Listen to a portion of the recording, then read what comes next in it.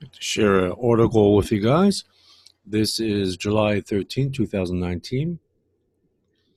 It says, as Juul grapples with teen vaping epidemic, CEO tells parents, I'm sorry.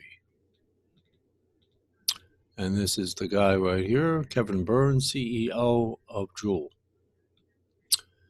Kevin Burns, CEO of Juul Labs, the maker of the best-selling e-cigarette in the U.S. and center of federal regulators' crackdown into what they're calling a teen vaping epidemic, has a message for parents whose children are addicted to his company's products. I'm sorry.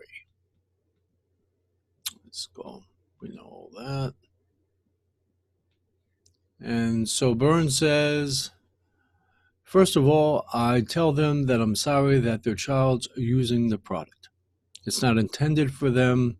I hope there was nothing that we did that made it appealing to them. As a parent of a 16-year-old, I'm sorry for them, and I have empathy for them in terms of what the challenges they're going through. And that's pretty much it. Let's see if there's anything else he said.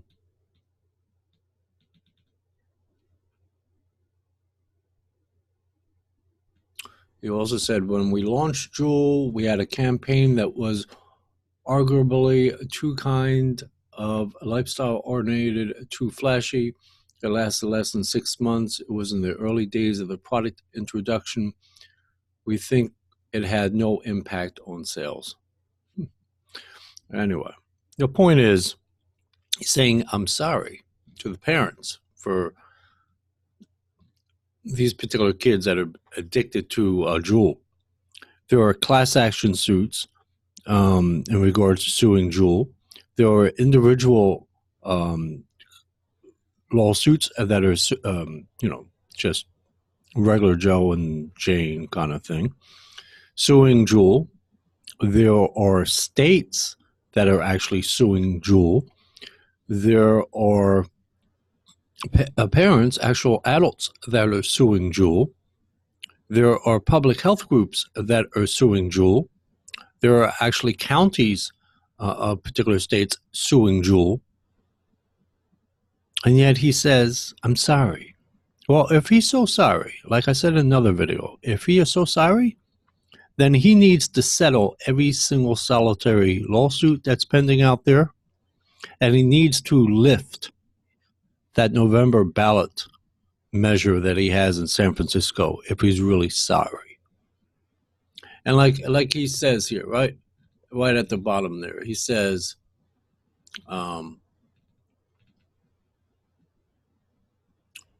he says, it lasted less than 6 months. It was in the early days of the product introduction. We think it had no impact on sales.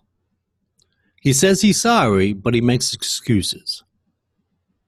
This whole con with the quote-unquote I'm sorry is damage control, because they're in the mode of submitting their PMTAs in a submission to the FDA.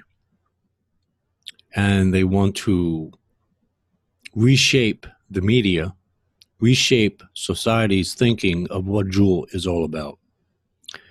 This guy is, as far as I'm concerned, a bigger prick than he's ever been. He's a lying piece of crap. He's not sorry at all.